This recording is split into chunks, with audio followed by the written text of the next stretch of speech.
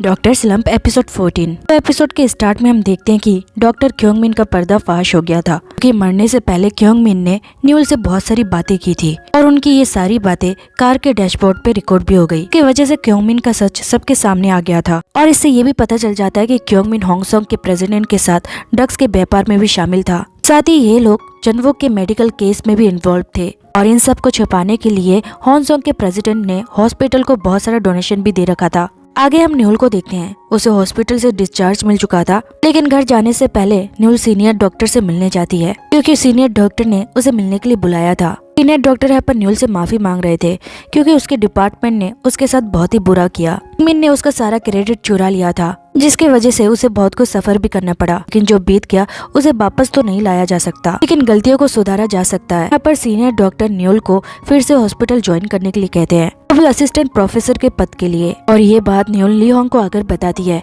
ये सुनकर ली होंग उसके लिए तो बहुत ही खुश होती है, पर न्यूल के चेहरे पर अभी भी उदासी थी। तो ली होंग उससे पूछती है कि वो अभी भी उदास क्यों है। इतना सफर करने के बाद आखिरकार उसे असिस्टेंट प्रोफेसर की पोजीशन मिल गई तो उसे खुश होना चाहिए।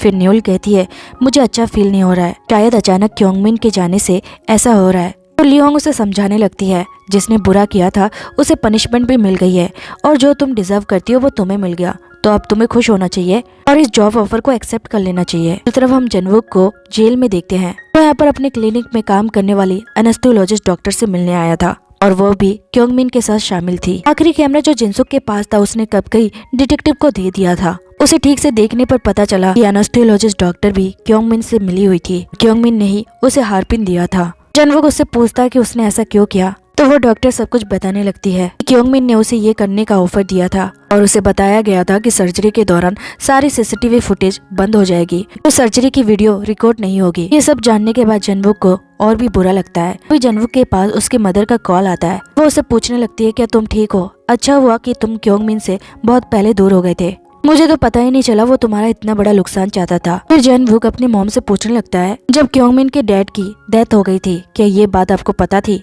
तो उसकी मॉम कहने लगती है, ऑफ कोर्स मुझे पता था। तो जनवोक कहता है, अगर आपको पता था तो आपने मुझे बताया क्यों नहीं? और उसकी मॉम कहती है, क्या तुम भूल गए उस टाइम पर तुम्हारे एग्जाम थे और ये सब बताकर कि मैं तुम्हारे एग्जाम खराब करवा देती? चलो छोड़ो इन बातों को, अगले शनिवार हम सोल आ रहे हैं, तो उसके बाद हम दोनों तुमसे मिलने आएंगे। लेकिन ये सुनकर भी जनवोक के चेहरे पर कोई स्माइल नहीं आती। न्यूल घर की तरफ आ रही थी, जनवोक भी घर की तरफ आ रहा था।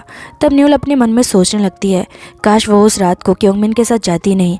अगर वो उसके साथ नहीं जाती तो उनका एक्सीडेंट ही नहीं होता और शायद आज क्योंग मिन जिंदा होता। वही जनवोक अपने मन में सोच रहा था, काश वो उस रात को क्योंग मिन को माफ कर देता तो शायद आज जो उसे रिग्रेट फील हो रहा है वो उसे नहीं होता। आगे इन दोनों के रास्ते मिल जाते हैं और दोनों एक दूसरे से दिन का हालचाल पूछने लगते हैं। इस सीन में हम इन सबको साथ में खाना खाते हुए देखते हैं। यहाँ पर बुसान जाने की बात हो रही थी क्योंकि नेक्स्ट वीक न्यूल के फादर की डेथ एनिवर्सरी थी।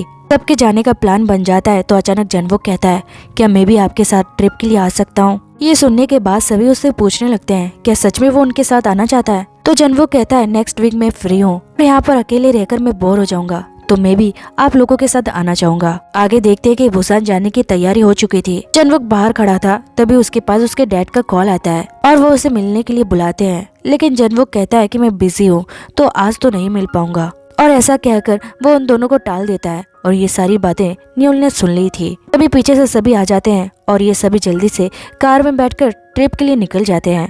देखते हैं कि नामदा ड्राइविंग कर रहा था और पीछे जनवोक वॉलसुन और अंकल के बीच में फंसा हुआ था। सब कुछ ऑकवर्ड होने लगता है तो वॉलसुन कहती है, चलो कुछ खाते हैं। वो सबको खाना देने लगती है और फिर वो ड्रिंक भी निकाल लेती है, जबकि सभी उसे मना कर रहे थे कि कार में ड्रिंक करना सही नहीं होगा। लेकिन जनवोक कहता है, जल्दी से मेरी एक गिलास भर दो। और जैसे वॉलसुन उसका गिलास भरने जाती है और धक्का लगने की वजह से ड्रिंक उसके ऊपर गिर जाती है। ये लोग एक जगह पर रुकते हैं जहाँ पर जनवोक अपने कपड़े चेंज कर लेता है। उसके पास ऑप्शन नहीं थे, इसलिए उसे ट्रेडिशनल कपड़े पहनने पड़ते हैं, जिसे देखकर सभी उस पर हंस भी रहे थे। आगे इनकी ट्रिप फिर से शुरू होती है और देखते हैं कि वॉलसुन को इस बार जनवोक से दूर बैठाया गया था क्योंकि वो उसे काफी परेशान कर रही थी। फिर से ये सभी लोग बोर होने लगते हैं तो तेसुन अंकल म्यूजिक चला देते हैं। ये सभी म्यूजिक के बीट पर झूमना शुरू कर देते हैं।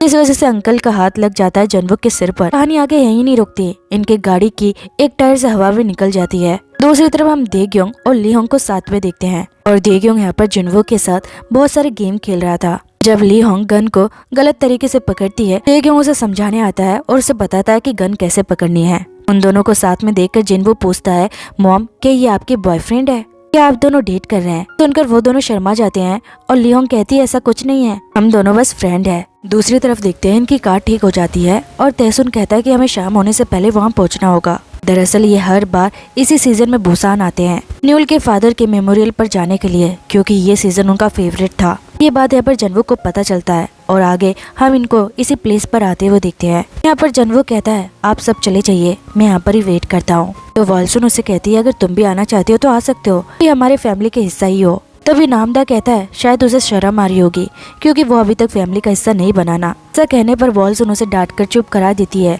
और आगे ये सभी लोग वहाँ पहुँच जाते हैं और आकर वॉल्सन अपने हस्बैंड को बताने लगती है कि वो लाइफ में कहाँ तक पहुँचे। न्यूल आगे बढ़ चुकी है और वही नामदा अभी भी जॉबलेस है। तब नामदा कहता है कि मॉम ऐसे मत कहिए, अब मैं बहुत सुधर गया। जब न्यूल हॉस्पिटल में बेहोश थी तब पता है मैंने गॉड से कितना प्रे किया था और मैंने ये भी प्रॉमिस किया था कि मैं अब न्यूल के पैसे पर नहीं रहूंगा, जॉब ढूंढूंगा, मेहनत करूंगा। और जब न्यूल ठीक हो गई तो मैंने ग्रेस के गॉड को बहुत ही थैंक यू कहा। ये सुनकर सभी उसकी तरफ देखते और पूछते हैं उसने ग्रेस क्यों कहा? तो नामदा कहता है कि जेजस तो ग्रेस में ही पैदा हुए थे ना। इनको पता चल जाता है कि उसने कितनी मेहनत की होगी प्रे के लिए, क्योंकि उसे तो गॉड के बारे में नॉलेज ही गलत है। इन सब की ये हंसी मजाक और मीठी मीठी बातें दूर से जनवुक देख रहा था, इससे उसे भी कहीं न कहीं फैमिली की कमी महसूस होने लगती है। आगे ये उस जगह पर आ जाते हैं जहाँ पर उनकी पूरी फैमिली बैठकर खाना खाया करती थी। इनके टेबल पर खाना आता है और साथ ही शुरू हो जाता है पुरानी बातों का सिलसिला कि किस तरह वो सभी लोग यहाँ पर बैठकर खाना एंजॉय किया करते थे। इन सबको खुश देखकर जनवुक उनसे कहता है आज के दिन आप सब लोग इतने खुश क्यों हो? मेरा मतलब है कोई परिवार अगर किसी फैमिली मेंबर को खो देता है तो आज के दिन वो उन्हें याद करके दुखी होते हैं। वॉल्सुन कहती है तुमने सही कहा, उन्हें जाए हुए काफी समय गुजर चुका है और आज भी हम उन्हें याद करते हैं, लेकिन उनके लिए दुखी नहीं होते बल्कि उनकी अच्छी बातों को याद करके खुश होते हैं। और ये बात जनवुक के दिल को छू लेती है। आगे वॉल्सुन जनवुक को आइसक्रीम खाने का ऑफर देती है और ये दोनों साथ में बैठकर आइसक्रीम खाने लगते हैं। जब जनवुक वॉल्सुन की तरफ देखता है तो समझ जाता है कि शायद वॉल्सुन पहले अपने हस्बैंड के साथ ऐसे बैठकर आइसक्रीम खाया करती थी। तो जनवुक उनसे कहता है आप अपने हस्बैंड के साथ इस तरह बैठकर आइसक्रीम खाती थी ना? तो वॉल्सुन कहती है तुम्हें कैसे पता, तुम तो सच में बहुत ही स्मार्ट हो। जनवुक कहने लगता है कि आप बहुत ही स्ट्रांग हो लेकिन मैं नहीं हूँ। जिसके बाद जनवुक इमोशनल होने लगता है और कहता है कि आपने अपने हस्बैंड की अच्छी बातों को याद करके रखा है, लेकिन मैंने क्योंगमिन के बुरे बातों को याद रखा। मैं ये भूल गया कि उसने मेरे लिए कितना कुछ किया था। जब मेरी ग्रेजुएशन हो चुकी थी तो सबके पेरेंट्स आए थे उनके बच्चों को लेने के लिए, उन्हें सपोर्ट करने के लिए, लेकिन मेरे पेरेंट्स नहीं आए। मैं उनके लिए फर्स्ट प्रायोरिटी कभी नहीं रहा। लेकिन उस दिन क्योंगमिन आया, वो भी ब्लैक सूट लेकर, जो कि मैंने उसे लाने के लिए कहा था। उसे देखकर उस दिन मैं बहुत ही खुश हुआ और मुझे पेरेंट्स की कमी महसूस नहीं हुई। लेकिन मुझे पता नहीं था कि कुछ दिन पहले ही क्योंगमिन के फादर की डेथ हो गई थी। उसके बाद भी वो मुझसे मिलने आया और अपना प्रॉमिस किया हुआ सूट भी लेकर आया। ये सब कहकर जनवुक बहुत ही रोने लगता है तो वॉल्सुन भी उसके साथ रोने लगती है और उससे कहती है वक्त को थोड़ा टाइम दो, तुम जल्दी हील हो जाओगे। और उसी सूट को पहनकर जनवुक क्योंगमिन के फ्यूनरल पर गया था। दूसरी तरफ न्यूल अंकल के साथ बैठी हुई थी तो अंकल उसे बताता है कि तुम्हारे फोन पर मैसेज आया था ली होंग का कि तुम्हें हॉस्पिटल फिर से ज्वाइन करना है या नहीं। यानी कि तैसुन को पता चल गया था कि उसे हॉस्पिटल से फिर से ऑफर मिला है। तो न्यूल कहती है मैंने इस बारे में अभी तक सोचा नहीं और मुझे नहीं लगता है कि मुझे वापस वहाँ पर जाना चाहिए। तो तैसुन अंकल उसे समझाने लगते हैं कि उसने इसके लिए कितनी मेहनत की थी, माना कि चीजें कॉम्प्लिकेट हो गई थी और देर होने से पहले उसे जल्दी से अपना फैसला ले लेना चाहिए। आगे जनवुक और न्यूल साथ में होते हैं तो न्यूल उससे पूछ लेती है कि वो उसकी फैमिली से मिलने क्यों नहीं गया और उसे पता है कि उसकी फैमिली इस टाइम पर सोल में आई हुई है। तो जनवुक कहता है ये तुम्हें कैसे पता चला? तो न्यूल कहती है मैंने तुम्हें बातें करते हुए सुन लिया था। फिर जनवुक उसे बताने लगता है कि उसके पेरेंट्स ने किसी को डीपली हर्ट किया था तो वो ये बात को एक्सेप्ट नहीं कर पा रहा है और जब से क्योंगमिन गया है तब से वो बहुत ही सैड भी है। वो उसके बारे में सोचना नहीं चाहता लेकिन वो अपने आप को सोचने से रोक भी नहीं पा रहा। तो उसने सोचा कि उसे टाइम पास करने के लिए उनके साथ आ जाना चाहिए। इसके बाद शायद वो भी ओके हो जाएगा जैसे कि न्यूल और उसकी फैमिली हो गई थी उसके डैड के जाने के बाद। और फिर यहाँ पर न्यूल उसे ये भी बता देती है कि उसे असिस्टेंट प्रोफेसर की जॉब की ऑफर आई है। ये सुनकर जनवुक उसके लिए बहुत ही खुश होता है और वो उसे कहता है अगर ये बात थी तो उसने पहले क्यों नहीं बताया। तो न्यूल बताती है कि दरअसल वो इस ऑफर को एक्सेप्ट करने के लिए गिल्ट फील कर रही है। वो भी उसे यहाँ पर यही समझाने लगता है कि उसे गिल्ट फील करने की कोई जरूरत नहीं है, तो उसकी अपॉर्चुनिटी है तो उसे एक्सेप्ट कर लेना चाहिए। और इस तरह इनकी ये पेरिस से ट्रिप खत्म हो जाती है। आगे देखते हैं कि न्यूल ने इस जॉब को एक्सेप्ट कर लिया था और इसी खुशी में वो देग्योंग की पूरी टीम को डिनर करवाती है। यहाँ पर ली होंग भी थी और ली होंग को यहाँ पर पता चल जाता है कि उसके सीक्रेट रिलेशनशिप के बारे में सबको पता चल गया है। यहाँ पर एक लड़की कहती है हमारे क्लिनिक में एक और कपल बनने वाला है, और वो देग्योंग और सेक्रेटरी की बात कर रही थी। ये सुनते ही देग्योंग रिफ्यूज करने लगता है कि ऐसा कुछ भी नहीं है, मैं तो उसे बहन की तरह मानता हूँ। फिर वो उसे कहता है तुम भी कुछ कहो। तो सेक्रेटरी कहती है ऐसा हो भी सकता है, क्या पता हम दोनों के बीच आगे जाकर प्यार हो जाए। डिनर होने के बाद हम ली होंग को गुस्से में जाते हुए दिखते हैं। उसके पीछे देग्योंग आता है और उसे समझाने लगता है कि उसकी कोलीग हमेशा उसे टीज करती रहती है, प्लीज वो इस बात को गलत ना समझे। तो ली होंग भी कहती है ऐसा हो भी सकता है क्योंकि मैंने कई बार तुम्हें उसके साथ देखा है। तभी देग्योंग कहता है इन बातों को छोड़ो, और फिर वो अपने पर्स से उसका स्टिकर निकालकर उसे दे देता है और कहता है मुझे इसकी जरूरत नहीं है, इसके बिना भी मैं तुम्हारी हेल्प करना चाहूंगा। उस दिन जिनवो ने कहा था क्या मैं तुम्हारा बॉयफ्रेंड हो, तो तुमने मना कर दिया। अब मैं तुमसे पूछना चाहता हूँ क्या सच में मैं तुम्हारा बॉयफ्रेंड हूँ या नहीं। इस बात का जवाब ली होंग देती उससे पहले सेक्रेटरी आती है। वो फिसल कर गिरती है देग्योंग के ऊपर, जिससे वो उसके गाल पर किस कर देती है, जिस वजह से इनकी बनती बनती बात बिगड़ जाती है। अगले दिन हम न्यूल को बड़ी खुशी के साथ उसके काम पर जाते हुए देखते हैं। वहाँ पर पहुंचकर वो अपने केबिन को बहुत ही अच्छे से सजाने लगती है। इस तरह न्यूल अपने काम में पूरी तरह से बिजी हो जाती है। दूसरी तरफ जनवुक को देखते हैं कि वो रात को न्यूल के लिए डम्पलिंग बना रहा था, क्योंकि न्यूल ने उसे बताया था कि वो आज जल्दी आने वाली है। लेकिन तभी न्यूल का फोन आता है और पता चलता है कि उसे एक इमरजेंसी आ गई है, तो वो रात भर नहीं आ पाएगी। सुनकर जनवुक कोई रिएक्शन नहीं देता और फिर हम देखते हैं कि जनवुक डम्पलिंग को पीट पीट कर बेलने लगता है। उन दोनों से कहने लगता है चिंता मत करो मैं बिल्कुल ठीक हूँ। लेकिन वो दोनों भी गुस्सा उसके चेहरे पर देख ही पा रहे थे। थक हार कर जनवुक अपने कमरे में आ जाता है और कहने लगता है कि न्यूल ने कहा था कि वो उसका भी ध्यान रखेगी, तो वो अपनी बातों से मुकर क्यों जाती है। जनवुक अपने माइंड को सेट करता है और कहता है मैं अब उसके बारे में सोचूंगा ही नहीं। फिर जनवुक अपने आप को कई काम में बिजी करने लगता है, जैसे अपनी पढ़ाई करता है, फ्रिज साफ करता है और धीरे धीरे वो पूरे घर की सफाई कर देता है। लेकिन अभी तक न्यूल की तरफ से ना कोई कॉल आया था ना कोई मैसेज। अगले मॉर्निंग जनवुक उठता है तो उसके घर के बाहर पॉलीथीन लटकी हुई थी और ये न्यूल ने रखा था उसके लिए। उस पर एक नोट था जिसमें न्यूल ने लिखा था कि कल रात को मैं देरी से घर आई, सुबह होते ही मुझे वापस जाना पड़ा, तो प्लीज तुम बुरा मत मानना, मैं तुम्हें बहुत ही मिस करती हूँ। वो जल्दी से कॉफी चॉकलेट को खाता है और फिर उदास होकर बैठ जाता है।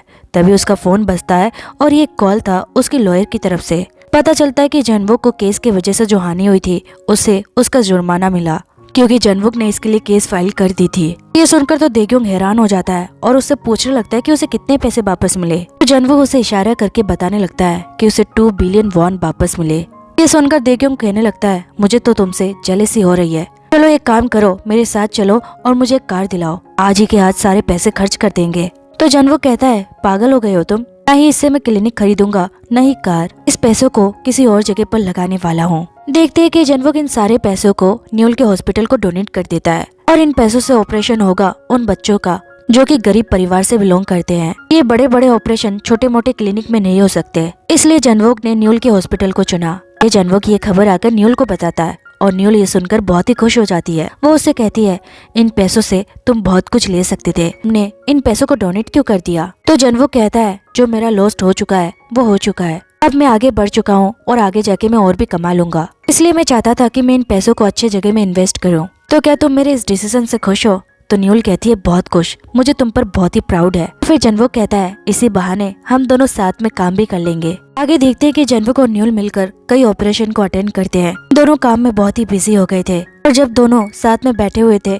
तो न्यूल उससे कहती है जनवुक पता है मैं तुमसे बहुत ही इम्प्रेस्ड हूँ। जनवुक उससे कहने लगता है मुझे डिटेल में बताओ ना कि तुम मुझसे कैसे इम्प्रेस्ड हुई। इसके बाद न्यूल शर्मा जाती है और कॉफी बनाने लगती है। तभी उन दोनों के फोन पर बहुत सारे मैसेज आते हैं और देखते हैं कि वॉल्सुन ने दोनों के फोन पर ट्रिप के फोटोज भेजे थे। जनवुक जब फोटोज खोलता है तो लास्ट में उसकी वो पिक थी जिसमें उसने ट्रेडिशनल क्लॉथ पहन रखा था। न्यूल भी अपने फोन पर इस फोटो को देख लेती है और वो ये देखकर खूब हंसती है। जनवुक को चिढ़ाने के लिए कहती है इस फोटो को मैं अपने प्रोफाइल में लगाऊंगी। इसके बाद जनवुक न्यूल से उसका फोन छीनने लगता है और इस तरह ये दोनों क्लोज आ जाते हैं। न्यूल उसे किस करने के लिए आगे बढ़ती है तो जनवुक अपनी आंखें बंद कर लेता है, लेकिन न्यूल उसके गाल पर किस करती है। फिर दोनों ही एक दूसरे को देखकर मुस्कुराते हैं और न्यूल अपने काम में बिजी हो जाती है और हम पीछे से जनवुक को एक गिफ्ट निकालते हुए देखते हैं। वेल इसी के साथ ये एपिसोड एंड हो जाती है।